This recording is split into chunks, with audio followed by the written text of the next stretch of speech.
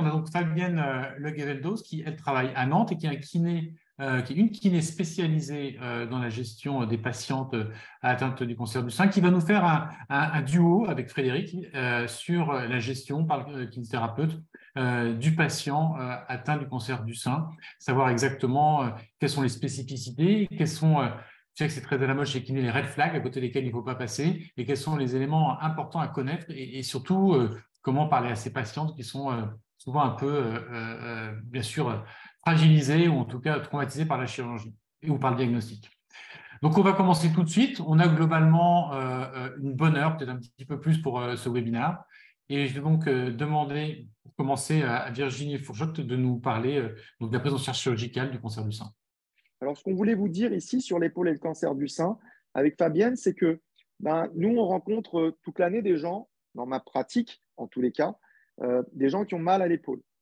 C'est ce que je vois, vous le savez, avec l'épaule au top, on vous détaille toutes ces pathologies des gens qui ont mal à l'épaule. Et en fait, les gens viennent nous voir et ils nous disent « j'ai mal à l'épaule ». Là, on est dans un cadre complètement différent. En fait, les femmes qui viennent nous voir, elles nous disent « j'ai un cancer du sein et j'ai mal à l'épaule ». Et ça, c'est quelque chose quand même d'assez différent et quelque chose qui peut quand même perturber parce qu'elles viennent nous voir dans le cadre de leur cancer du sein.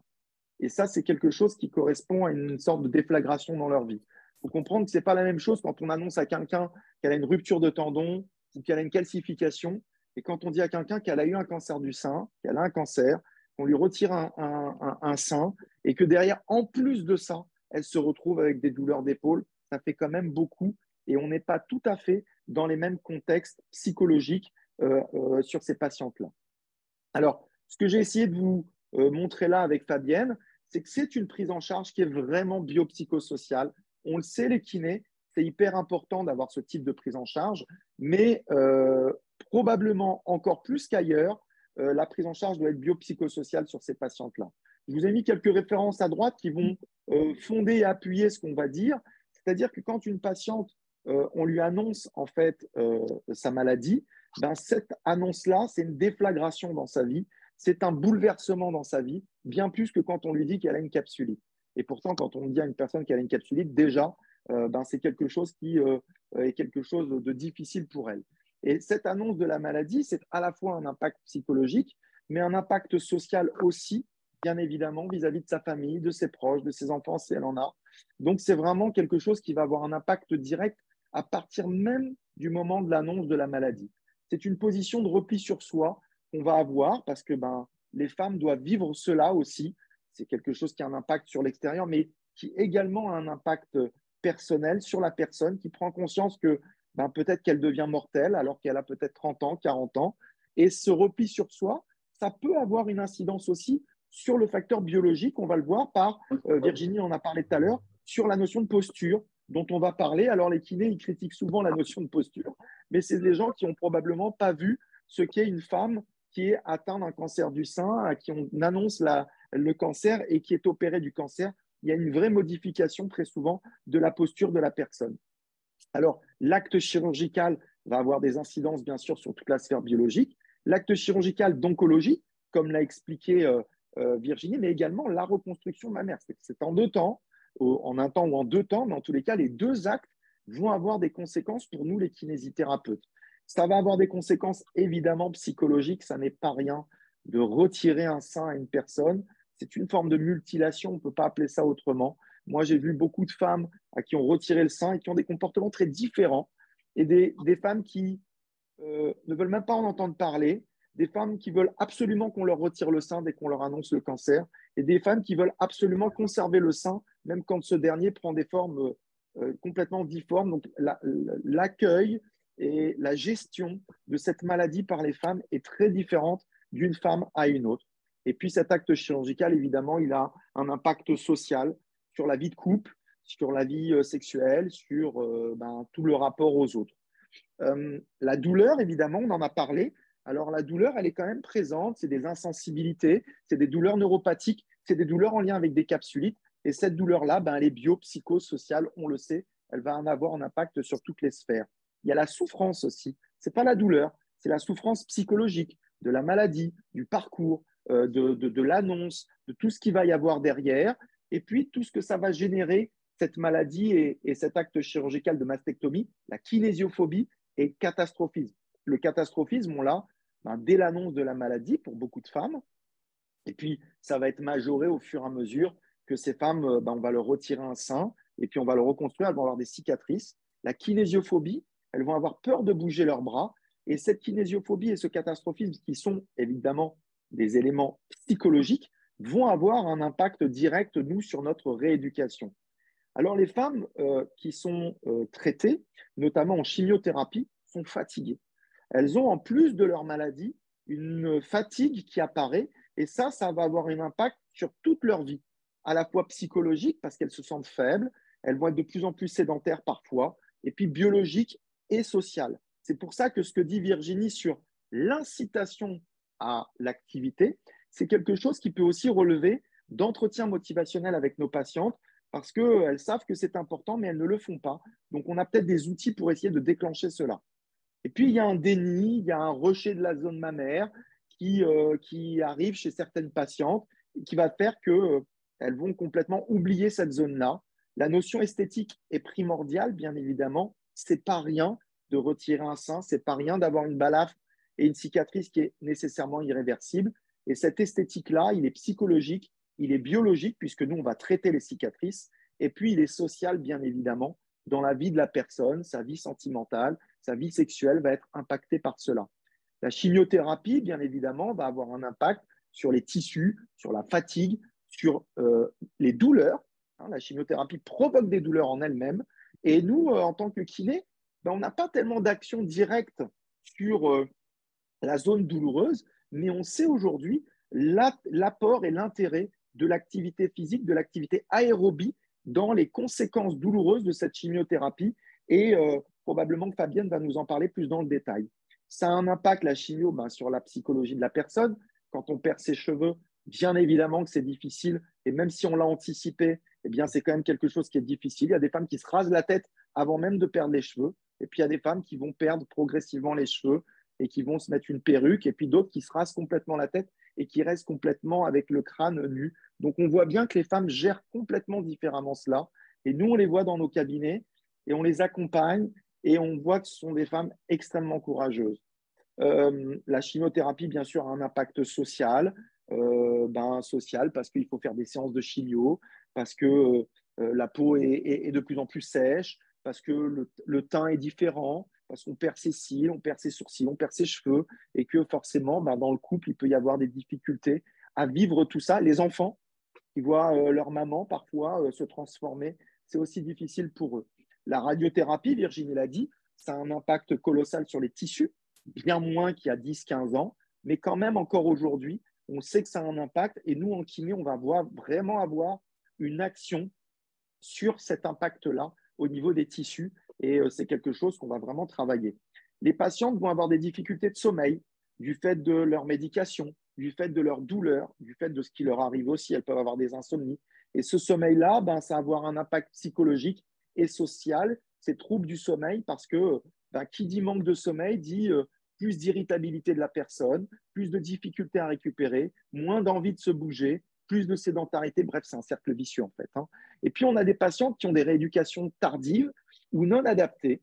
Alors, je dis souvent que je fais tout pendant l'année pour que n'importe quel kiné puisse savoir prendre en charge une tendinite ou une capsulite.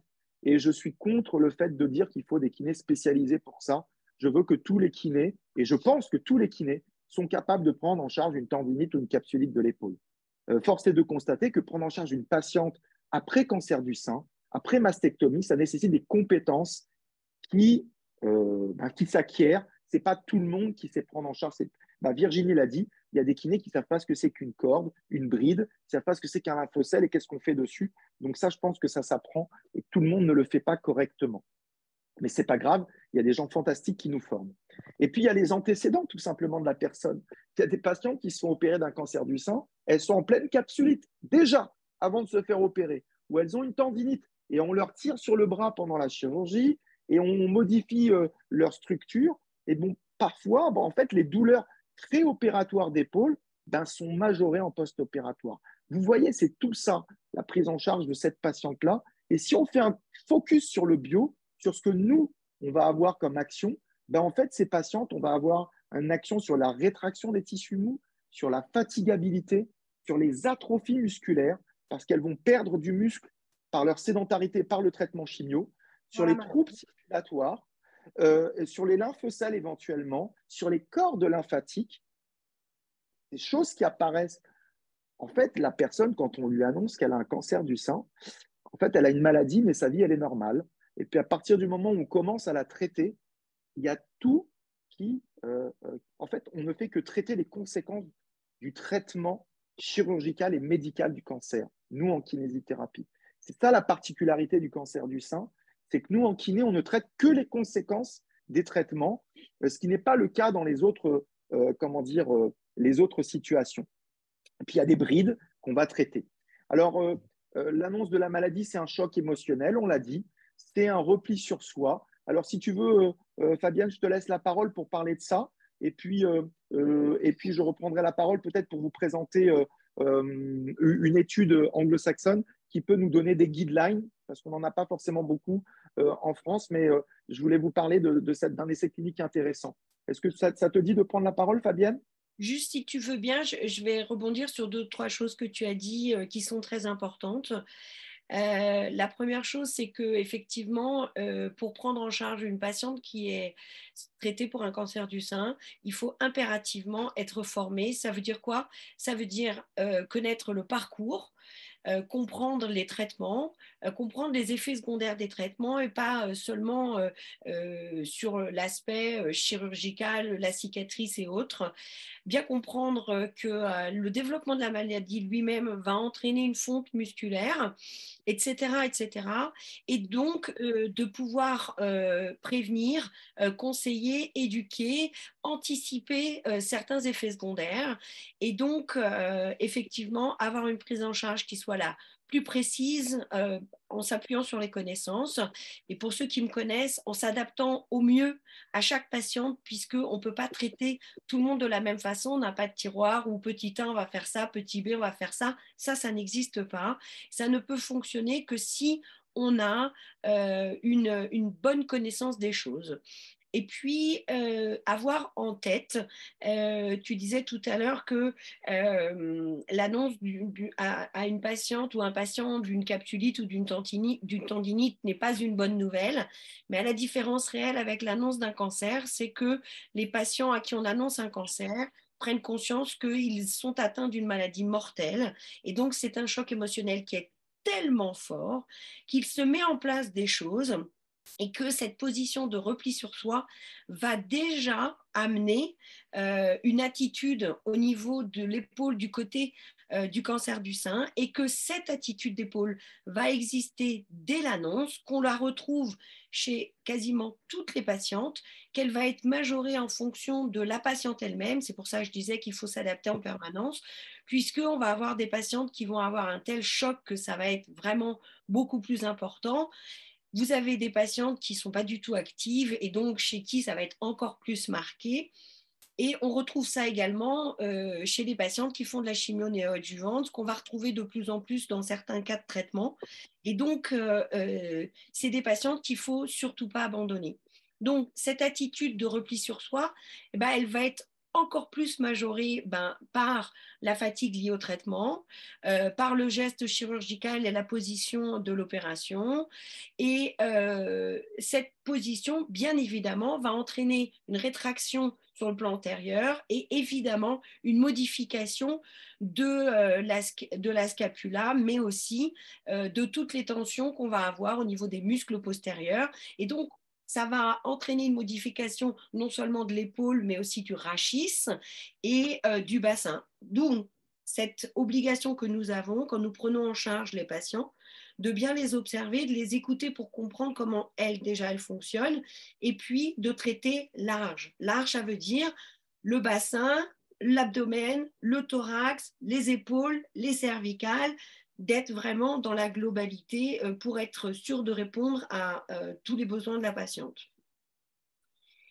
Nous avons dit tout à l'heure qu'effectivement, lors du développement de la maladie, on va déjà avoir une fonte de la masse musculaire, principalement sur les membres inférieurs. Mais évidemment, les traitements comme la chimiothérapie vont favoriser la fonte de la masse sèche au profit de la masse grasse. Donc, on va se retrouver avec des patients qui vont certaines fois nous dire « Ah ben, j'avais perdu un peu de poids au début de la maladie, mais là, je suis contente, j'ai repris du poids. » Ce qui se traduit souvent par j'ai pris de la masse graisseuse. Et puis, les traitements qui sont d'une violence assez importante vont amener la patiente à mettre un peu de côté des problématiques d'épaule et des douleurs qu'elles vont considérer comme moindres par rapport au traitement contre lequel elles vont devoir mener une véritable guerre, un combat.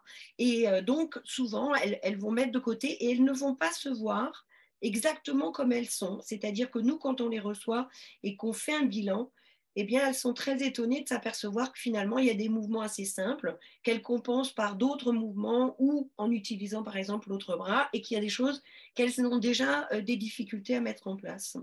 Donc, ces traitements sont, comme le disait tout à l'heure Frédéric, la chirurgie peut être tout à fait dévastatrice et va emmener là aussi une attitude de protection du bras. On les retrouve souvent quand on les reçoit, positionner le bras décollé du corps pour ne pas être en contact avec cette absence de sein ou cette cicatrice, ou gêné par déjà un début de lymphocèle dans le creux axillaire. Et il faut avoir une prise en charge qui est le plus précoce possible parce que nous avons un rôle extrêmement important de conseil, d'éducation. Et puis nous sommes là aussi pour rassurer. Rassurer pourquoi? Parce qu'il faut expliquer à la patiente qu'effectivement, elle peut être mobile et que plus elle est mobile et moins elle va se figer et moins elle se fige et moins elle va être handicapée. Donc, c'est extrêmement important de bien avoir une prise en charge extrêmement précoce pour qu'on puisse mettre en place beaucoup de choses. Hein. Il y a des choses qui sont toutes simples, comme la respiration, que beaucoup de femmes ne pratiquent pas de façon tout à fait cohérente et qui va nous permettre déjà de mettre en place de la mobilisation, de l'étirement, qui va nous permettre de mettre en place une confiance entre elle et nous. Ça va nous mettre en place la respiration, du drainage. Donc, c'est une chose assez simple qui permet déjà de mettre un travail en place. Et si on veut parler de prise en charge vraiment de l'épaule dans le cadre du cancer du sein, il faut être très précis de bien comprendre quel type de pathologie a la patiente au niveau de son épaule et pourquoi est-ce que cette patiente a cette pathologie d'épaule. Parce qu'il suffit que la patiente soit entrée dans un cercle d'angoisse, d'inquiétude et de kinésiophobie pour que la patiente se retrouve incapable de bouger son membre supérieur. Et il suffit des fois de quelques séances pour retrouver une mobilité tout à fait normale.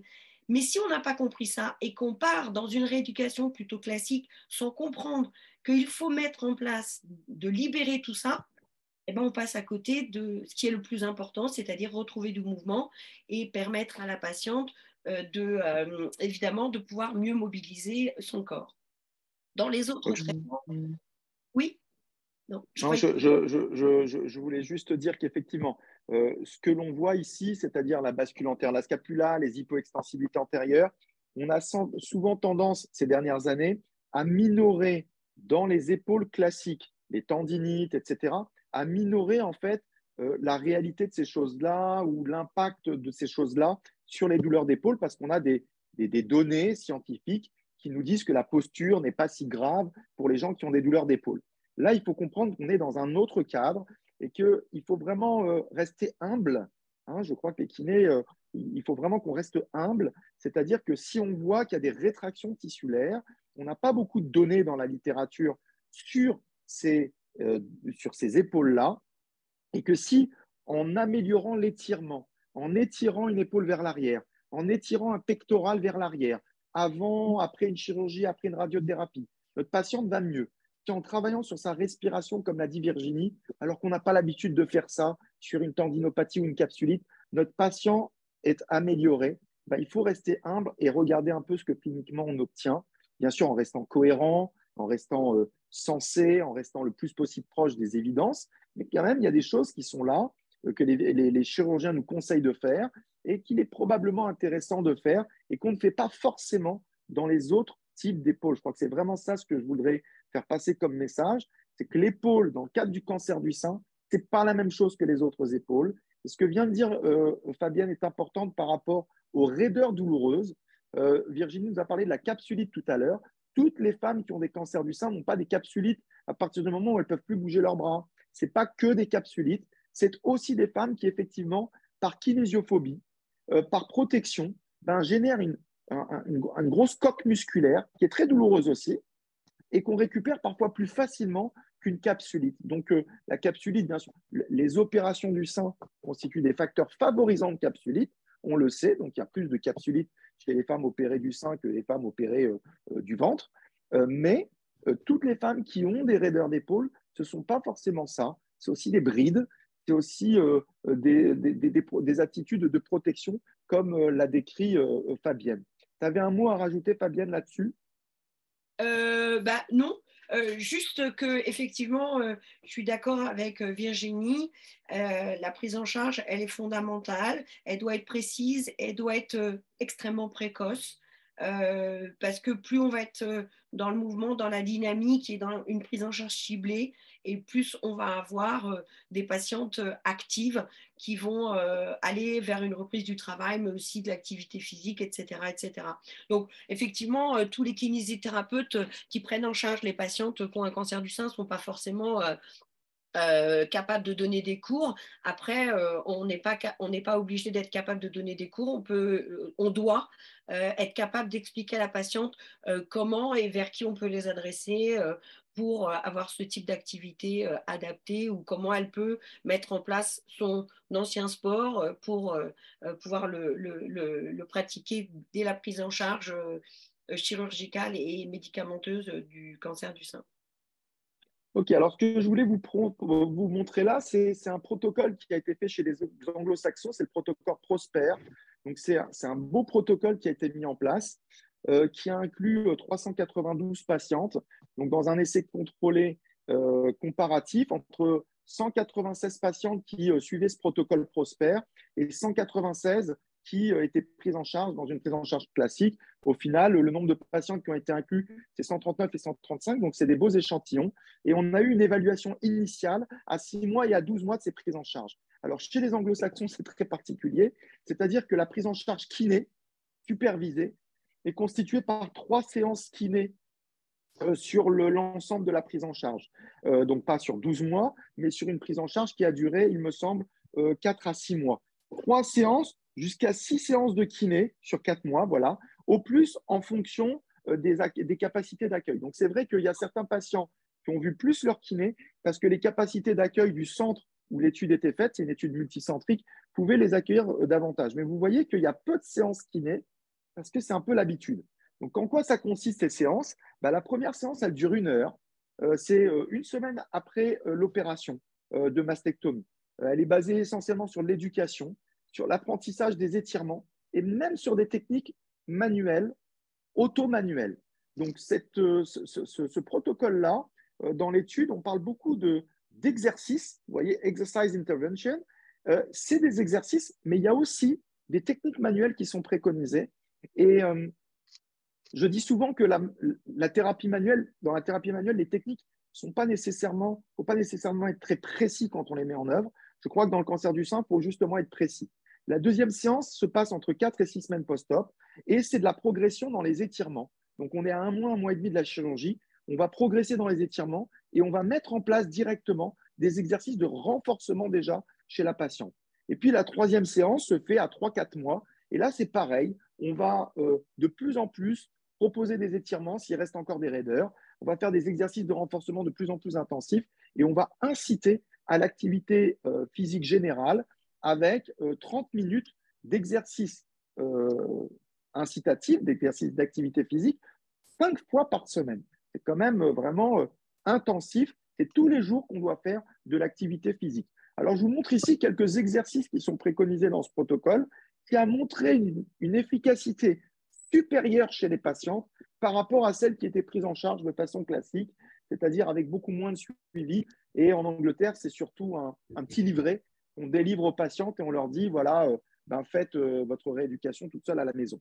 Donc, c'est des exercices de buste, comme vous le voyez, à gauche, qu'on fait très tôt, où on demande à la patiente le plus tôt possible de faire des mouvements scapulo-thoraciques d'ouverture et de fermeture pour mobiliser la scapulo-thoracique. Et ça, on le fait très, très tôt.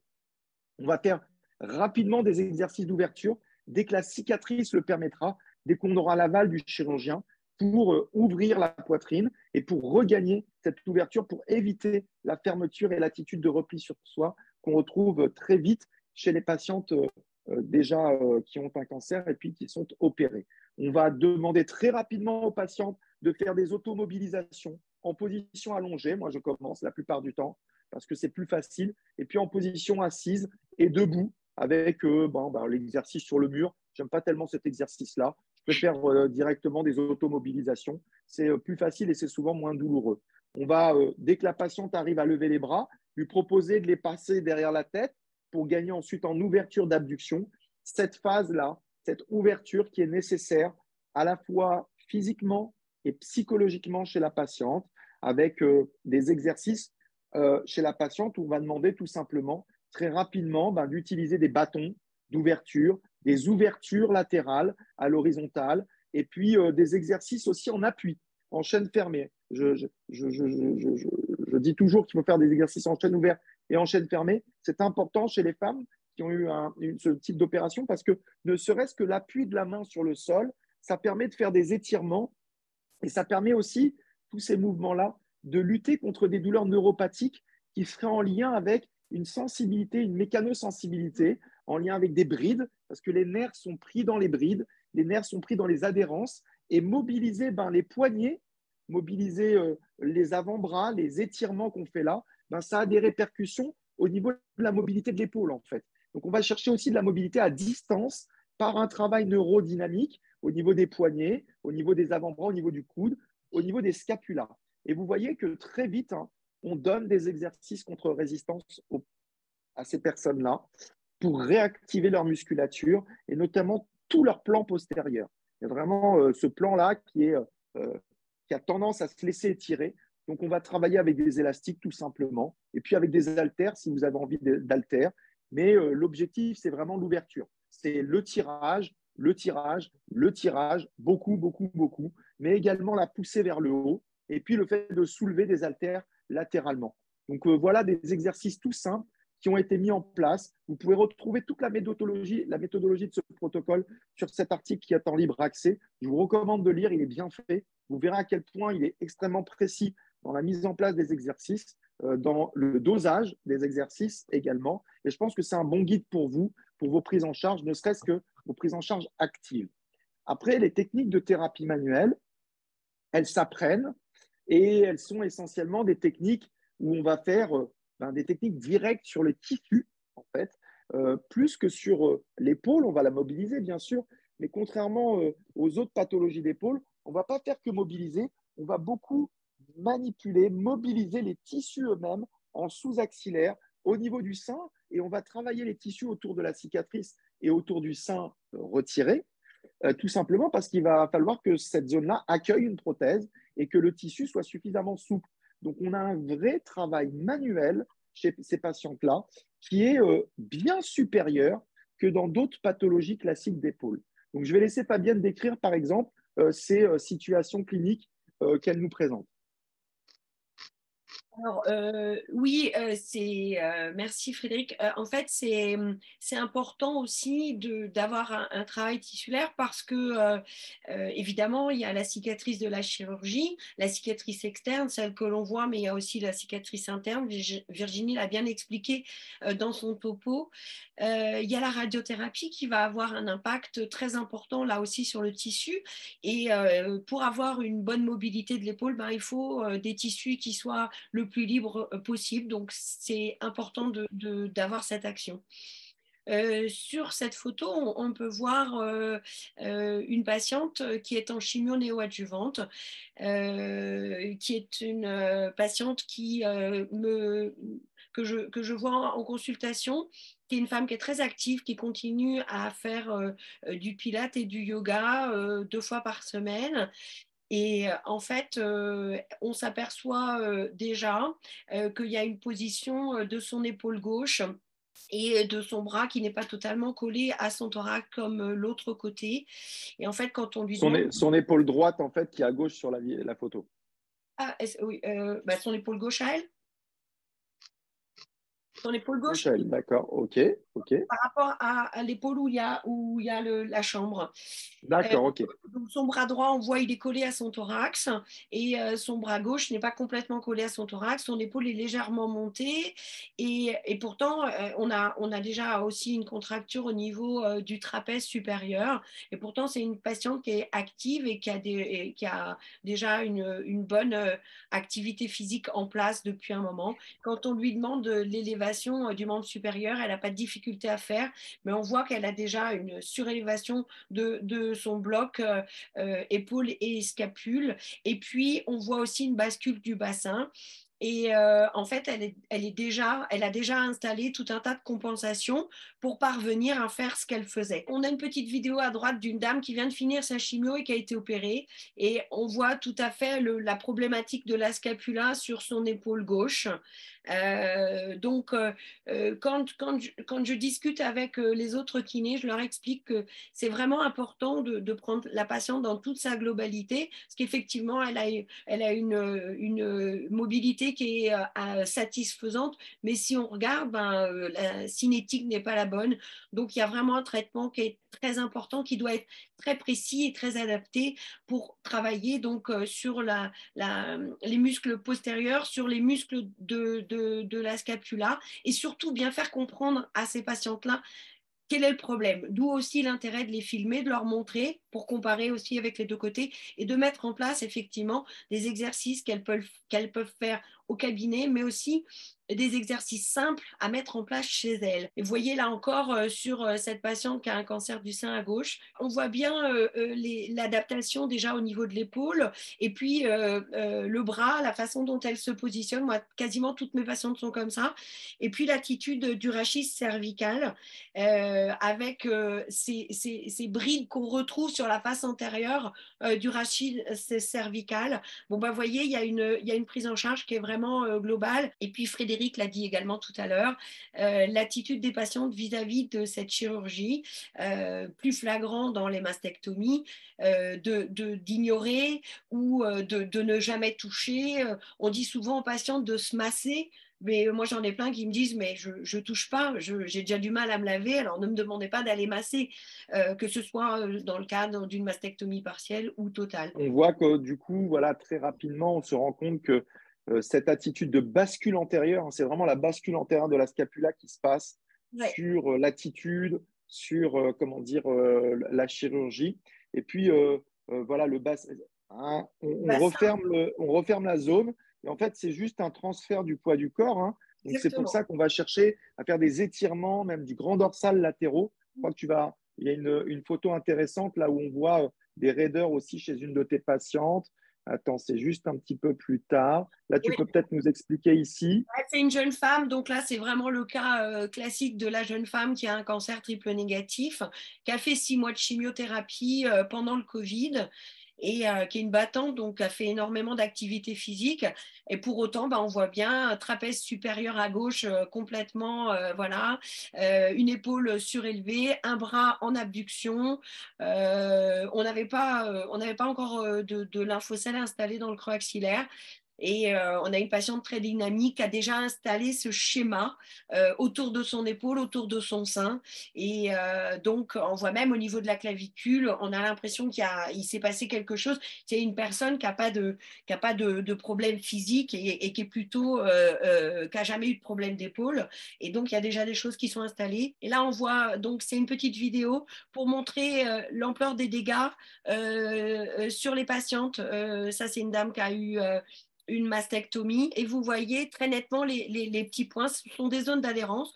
Quand elle inspire et qu'elle souffle, ça vient se plaquer, ça remonte à peu près jusqu'au niveau des vertèbres lombaires. On peut retrouver également la même chose sur la face antérieure, ça peut descendre jusque dans la cavité abdominale, d'où l'importance d'aller d'abord assouplir ces tissus et d'avoir fait un travail de respiration avant. Et puis on utilisera cet exercice qui va nous permettre un étirement de tout le flanc, mais aussi toute la partie antérieure, et exercice assez facile à mettre en place et que les patientes vont pouvoir utiliser. Donc, élargir, élargir, élargir. Quand je dis élargir, c'est vraiment, voilà, on travaille même les membres inférieurs, puisqu'on sait qu'ils sont touchés par le développement de la maladie, mais vraiment, vous voyez, toute cette zone, c'est fondamental parce que quand c'est fixé à cet endroit-là, ben, vous avez beau essayer de travailler sur votre épaule, tant que c'est fixé à cet endroit-là, ben, il ne se passe rien. Donc, on n'améliore pas la position de la patiente. Donc, je pense que nous tous qui avons l'habitude de prendre en charge des épaules, ou ceux qui ont l'habitude de prendre en charge que des épaules, ben, pour ce genre de prise en charge, vous oubliez tout ce que je vous dis d'ordinaire, puisque je vous dis souvent que ce n'est pas nécessaire d'aller tirer un grand dorsal pour améliorer la mobilité même d'une capsulite en réalité. On n'a pas besoin de ça. Mais dans le cadre du cancer du sein, oui, il va falloir aller chercher toutes ces zones d'adhérence qui parfois descendent très très bas. Quant à la prise en charge globale, ben, je vous réfère tout simplement à vos prises en charge d'épaules de sportifs. Vous savez très bien que chez les sportifs, ben, on a l'habitude de prendre en charge les membres inférieurs, l'abdomen, le gainage, etc. Et vous pouvez vous en inspirer pour vos prises en charge de patientes après cancer du sein. Donc là, on a encore une patiente là, qui est raide à droite, on le voit. Donc ça, c'est des choses qu'on voit très souvent avec une mastectomie ici. Donc on a une bonne raideur de gléno-humérale. Donc on a des raideurs qui peuvent être gléno-humérales, hein, capsulites, ou on a des raideurs qui peuvent être tissulaires. On ne les traite pas du tout de la même façon. Les tissulaires, les brides, hein, ça va être, c'est pas l'épaule en fait, hein, c'est le tissu en superficie qu'on va traiter. On peut faire lâcher ces choses-là doucement, alors que ben, la capsulite sur un cancer du sein, ben, ça ressemble à une prise en charge de capsulite un peu classique où on va quand même devoir travailler sur les tissus antérieurs. Donc, il y a quand même toujours un petit plus par rapport à ce qu'on fait d'habitude sur une épaule classique. Et puis, il faut pas oublier que les patientes, si on les voit en poche chirurgicale et qu'elles ont, mettons, de la chimio après, eh bien, c'est des patientes dont l'état physique et psychologique va se dégrader. C'est-à-dire qu'elles sont forcément mieux en poche chirurgicale à 4-5 jours qu'après un mois et demi de chimiothérapie. Hein, la fatigue s'installe, la sédentarité s'installe, etc., etc. Et donc, ça devient plus compliqué de leur demander encore un peu plus d'efforts. Hein. Donc là, voilà encore une raideur à droite hein, de cette patiente. Effectivement, parce qu'on a l'habitude avec nos patients d'avoir des patients qui ne sont pas observants dans leurs exercices, mais comprendre que dans le cadre des patients qui sont sous chimio, ce n'est pas juste que c'est pas de la mauvaise volonté, c'est aussi de la fatigue, un manque d'envie, une dépression, et ça ne se prend pas en charge de la même façon que toutes les autres patientes. Et pourtant, c'est vrai que cette épaule-là à droite, on pourrait dire de dos, bon, bah, c'est une épaule raide, c'est facile à rééduquer. Ce n'est pas tout à fait la même chose dans ce contexte-là. Pour ce qui est de cette fatigue, elle persiste après la fin de la chimio, hein, au moins un an après. Longtemps, longtemps. Et c'est pour ça que c'est important, effectivement, de les remettre à l'activité physique et le plus tôt possible, parce qu'on sait qu'on a plus de chances de lutter contre la fatigue en les incitant tout de suite, mais c'est difficile des fois de les y emmener parce qu'elles se disent attends, je crois qu'elle n'a pas bien compris, je vais aller faire la chimio, qu'est-ce qu'elle me dit d'aller faire du sport, etc. Donc de bien s'appuyer sur nos connaissances, de ne pas hésiter à proposer des études, à lire à certaines patientes pour leur montrer que c'est vraiment hyper important d'être actif tout de suite, tout de suite, tout de suite. Donc là, on a des images post-chirurgicales que Virginie nous a montrées. des situations un peu différentes. Voilà, la photo de gauche, une patiente qui a une reconstruction immédiate par prothèse, qui est dévastée psychologiquement. Vous voyez l'attitude de son bras. Avec sa main gauche, elle protège sa main droite. Elle est complètement basculée, l'épaule est remontée, elle a écroulé tout son côté gauche.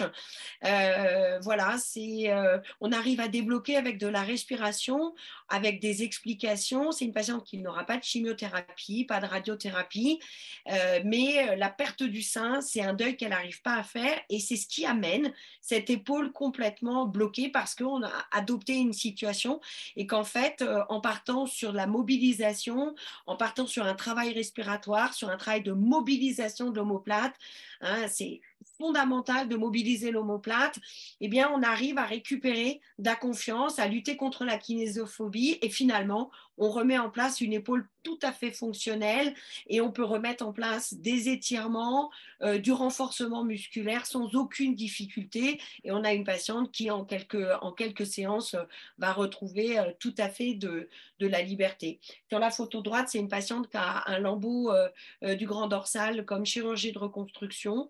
Elle a encore sur le côté droit, on voit elle a le drain qui est encore là et donc on démarre tout doucement des exercices pour voir un peu ce dont est capable la patiente et puis là aussi faire comprendre que ben oui, on a été opéré, mais oui, on est mobile et oui, plus on est mobile et plus on va avoir de facilité à mobiliser encore un peu plus. Donc, chez une patiente, comme disait Virginie tout à l'heure, qui présente une obésité. Et donc, c'est une patiente que j'ai vue que 2 ou 3 séances puisqu'elle n'était pas de mon département. Mais donc, je n'ai pas la suite de sa rééducation. Mais ce qui montre que même avec le redon, même en post chirurgical très immédiat, on peut déjà faire des choses et mettre en confiance la patiente. Et c'est ça qui est important. Hein. Alors, chacun a ses façons aussi d'appréhender ces patientes-là.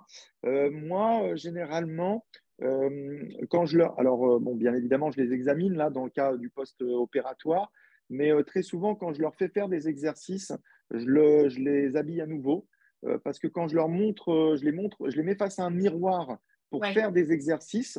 Ben, quand elles se voient, elles ne voient que leur sein et elles sont perturbées dans l'exécution de leur exercice. Donc, souvent, au départ, elles mettent leur t-shirt, elles tirent sur des élastiques, elles soulèvent des haltères.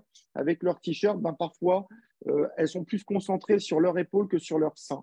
Donc, j'essaye de jongler avec ça et puis aussi de prendre en compte la pudeur Oui. de ces patientes. Moi, je suis un homme et peut-être que ce n'est pas tout à fait pareil dans leur façon de se déshabiller devant moi que devant une kinésithérapeute femme, je ne sais pas. Alors moi, je vais être un peu, voilà, je vais dire comme toujours, c'est une question d'adaptation en fonction de la patiente. La patiente à qui tu dis bonjour, asseyez-vous sur la chaise, on va commencer par un bilan. Tu n'as pas eu le temps d'attraper ton crayon et ton cahier, qu'elle est déjà à poil sur sa chaise, tu as compris que ça ne va pas être forcément un problème. Là, en l'occurrence, l'objectif, c'est de faire des photos. Et bien souvent, je leur demande si je peux faire la photo et je les laisse faire et je vois ce que ça donne. Et en fait, elles savent qu'elles vont être prises en photo. Je leur explique pourquoi. Je leur ai dit que ben, soit ça va servir pour mes formations et du coup, je leur fais signer un papier où elles m'autorisent. Mais soit je leur dis c'est juste parce que je voudrais vous montrer quelque chose et du coup, je pense que c'est plus facile. Et après, certaines, je vais les mettre devant le miroir. C'est vraiment en fonction de chacune des patientes, mais peut-être que la position masculine est différente et que je ne sais pas. Quand on discute avec les patientes, elles ont l'habitude d'avoir eu un oncologue, un radiothérapeute, un radiologue. Et bien évidemment, il faut être extrêmement vigilant à ça, puisque le contexte psychologique est très important. Là, ces 2 photos, elles sont intéressantes parce que c'est 2 reconstructions par lambeau du grand dorsal et en fait, on s'aperçoit, elles sont toutes les 2 écroulées. Ouais, sur le côté gauche. Voilà, donc, l'épaule, elle est d'emblée positionnée dans le repli de soi et vraiment, c'est une attitude de défense à l'annonce de la maladie. Et puis après vient tous les traitements, la chirurgie, la chimiothérapie, et ça ne fait que accentuer cette position et donc tout ce travail que nous allons avoir à faire derrière. Voilà, Ok. toujours la même chose. Tiens, tu peux nous parler peut-être de cette jeune patiente? Eh bien, c'est une patiente qui est une patiente très jeune, totalement sportive et aucun problème d'épaule. Sauf que c'est une jeune femme, c'est un contexte un peu particulier. C'est une jeune femme qui est adoptée. Non, pas adoptée. Sa mère a eu don de sperme pour avoir cette jeune fille. Et en fait, ils ont reçu un jour un courrier parce que le donneur s'est rendu compte que toutes les personnes qui étaient nées suite au don de sperme avaient toutes des cancers du sein. Donc, ils ont prévenu. Et donc, elle a fait un test et en fait, elle était porteuse du gène. Et donc, elle a choisi de faire une ablation, reconstruction immédiate par prothèse prophylactique. Et eh bien, elle vient me voir et elle a des douleurs omoplates épaules terribles et puis elle a ce dysfonctionnement de la cinétique au niveau de la scapula et puis on voit bien comment alors elle a une reconstruction bilatérale hein, mais on voit l'atteinte beaucoup plus importante à gauche qu'à À droite. gauche. Ouais. Et en fait, aucune pathologie d'épaule avant, mais aucune. Hein, c'est une jeune femme très sportive. Et en fait, on n'a pas de cancer, mais on a une situation psychologique qui est très angoissante, très stressante et qui met quand même en place cette attitude d'épaule en enroulement. Et en fait, on a procédé à une rééducation extrêmement active chez cette jeune femme. Je ne l'ai pas prise de face parce qu'il n'y avait rien à montrer de spécial chirurgie très propre avec des cicatrices magnifiques et pas de complications à ce niveau-là. Et donc, on a fait un travail vraiment musculaire sur l'étirement et l'ouverture antérieure, un travail des fixateurs de l'omoplate, des omoplates, et on a une totale récupération. Donc, bien comprendre pourquoi elle a mis en place cette attitude et on voit bien que ça marche aussi bien en abduction et on voit bien comment elle baisse sa tête pour essayer de gagner dans l'élévation, d'avoir, même si on la regarde au niveau du bassin, on voit bien que même debout, il y a déjà une bascule qui se fait. Donc, d'avoir un travail. Donc, sur cette patiente, on a travaillé évidemment un peu le tissulaire antérieur, mais on a vraiment pratiqué une rééducation très active, d'autant plus que c'est une patiente qui a un métier qui prend beaucoup de temps puisqu'elle est médecin et qu'une fois que le travail allait être reparti, elle allait avoir de la difficulté à pouvoir se concentrer sur les exercices. Donc, on avait mis vraiment une série d'exercices à pratiquer le plus régulièrement possible et puis reprendre son activité physique.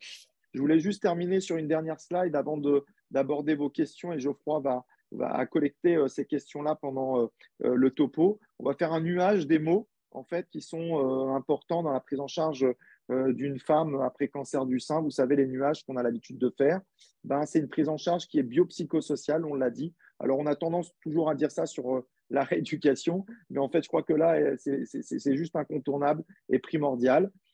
C'est une rééducation qui est patiente centrée avec toutes ses difficultés, ses antécédents, son historique. On vient de voir là une patiente qui se fait retirer 2 seins alors qu'elle n'a pas de cancer, c'est particulier. C'est une prise en charge qui est également pluridisciplinaire.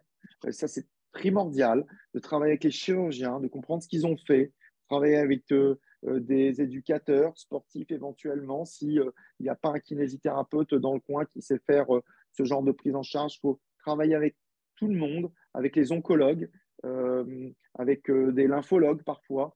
Donc, c'est une prise en charge vraiment pluridisciplinaire qui est précoce en rééducation, tout de suite derrière. On ne laisse pas la patiente s'enfermer. On va tout de suite la prendre en charge, on ne la délaisse pas.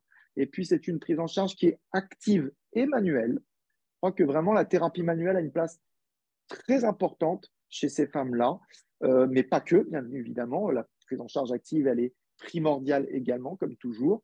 C'est une prise en charge qui est globale, mais également spécifique. Ça veut dire que l'activité physique globale constitue une thérapie, mais c'est également une prise en charge qui est spécifique parce que l'épaule, elle doit être prise en charge vraiment très particulièrement dans ces maladies-là. C'est une prise en charge en kiné qui doit être régulière, supervisée et en autonomie, en autorééducation, les deux. On ne peut pas voir les gens tous les jours et pourtant, plusieurs fois par jour, il va falloir qu'elles fassent leurs étirements, éventuellement leurs automassages et leurs exercices. Voilà, on vous remercie avec Fabienne et puis on attend vos questions. Geoffroy, je te laisse poser les questions aux différentes intervenantes. Alors, donc merci pour ces très beaux topos. Moi, j'ai appris énormément de choses et tout le monde a appris beaucoup de choses. J'ai rarement fait un webinaire où il y avait autant de questions qui sont parties un petit peu dans tous les sens. Et donc, j'ai décidé un petit peu de simuler les choses. Vous avez proposé de faire un webinaire sur les techniques. Je crois que les gens qui sont présents, là, les kinésithérapeutes, sont extrêmement demandeurs.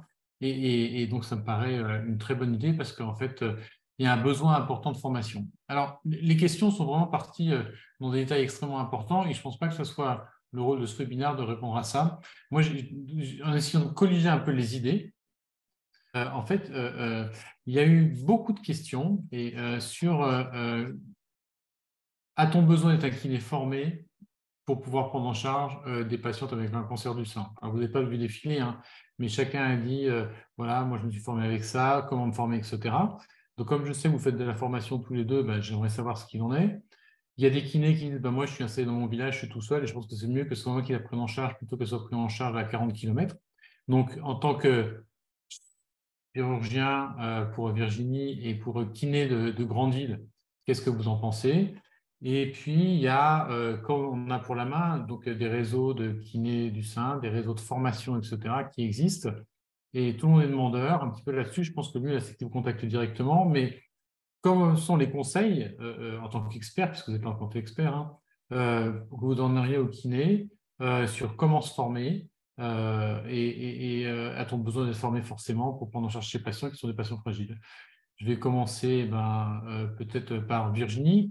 Toi, quel est ton retour? Est-ce que généralement, tu envoies uniquement à des kinés formés? Et puis après, je poserai la question à deux autres intervenants, Fabienne et Frédéric. Qu'est-ce que vous pensez? Comment se former? Et est-ce que nos patients peuvent être pris en charge par des gens qui ne sont pas forcément spécialisés? Oui, j'ai vu passer effectivement les questions. Donc, en effet, nous, on donne la liste des différents réseaux de kiné du sein.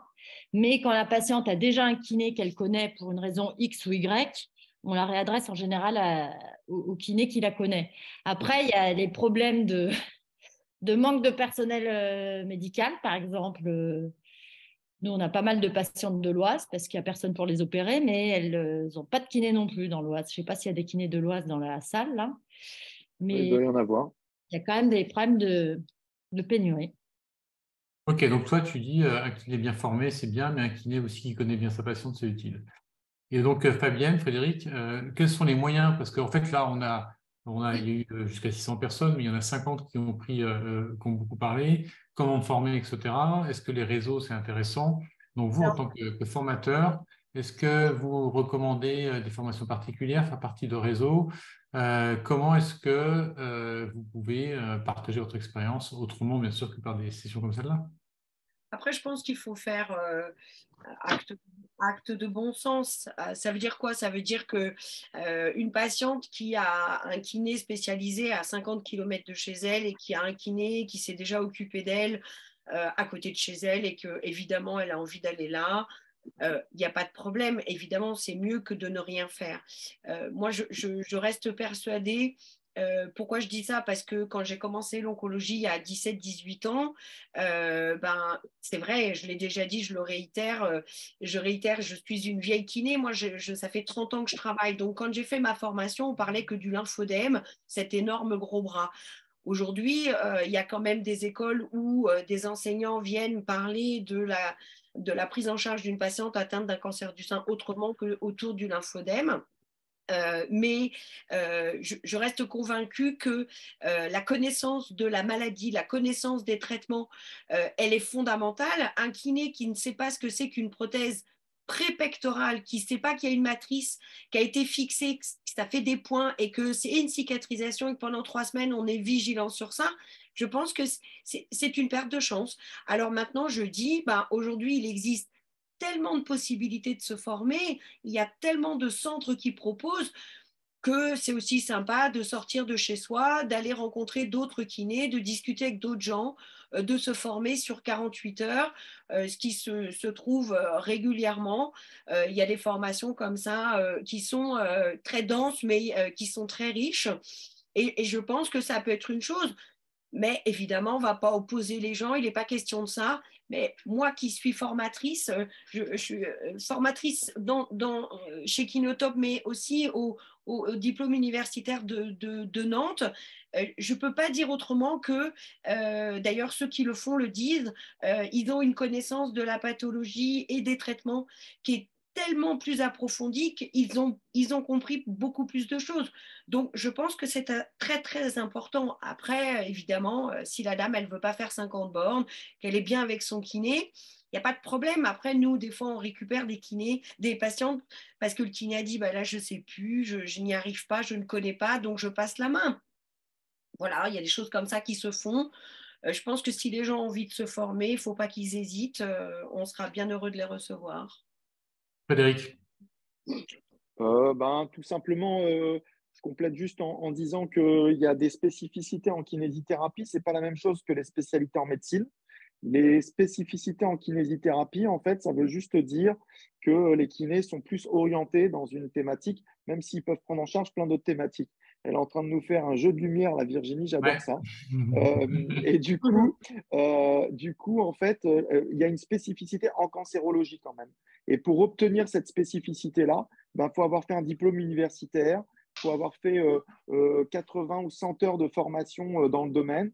Donc, ça veut dire que le kiné il est un peu plus compétent dans le domaine, même si je pense qu'un kiné non formé pourra quand même prendre en charge au minimum bien, avec honnêteté, bienveillance, une femme qui a un cancer du sein. Mais si ça se complique un peu, il ne faut pas hésiter à déléguer et à renvoyer vers quelqu'un qui est un peu plus spécifique. On a bien vu que la rééducation, quand même, c'était une rééducation dans sa globalité. Donc, il y a certainement des spécificités, comme dans toutes les hyper spécialités médicales, hein. Mais on a quand même une rééducation qui se fait dans la globalité. Il y a une motivation du patient, il y a une remusculation globale, une lutte contre l'amyotrophie, etc. Ça, je pense que c'est le rôle de n'importe quel kiné de faire ça. Complètement. Après, et si déjà les kinés ils font ça, c'est déjà super. on a eu beaucoup de questions sur quand débuter la kiné après une chirurgie. Donc, en fait, l'expareil Ça qui était dépend ce qu'on appelle un kiné, kiné. quoi, c'est ça. Certaines personnes ont rapporté une rééducation qui peut commencer tout de suite, d'autres au bout de 3 semaines, donc c'est vraiment du pratique, hein. Tu disais que toi, quand tu Elle sort opérais une patiente, avec un livret remis par nos kinés, avec les Voilà. exercices simples pour pas justement se crisper sur leur trapèze et faire des exercices simples jusqu'à ce qu'elle rencontre l'un de vous après les résultats histologiques. donc, dans mon expérience, moi, je les reçois. Bon, alors, c'est vrai que je travaille plutôt spécifiquement avec Curie à Paris, mais c'est vrai que je les reçois assez tôt, moi, les patientes. Fabienne, toi, ça dépend des chirurgiens. C'est très variable. Là aussi, c'est très chirurgien dépendant.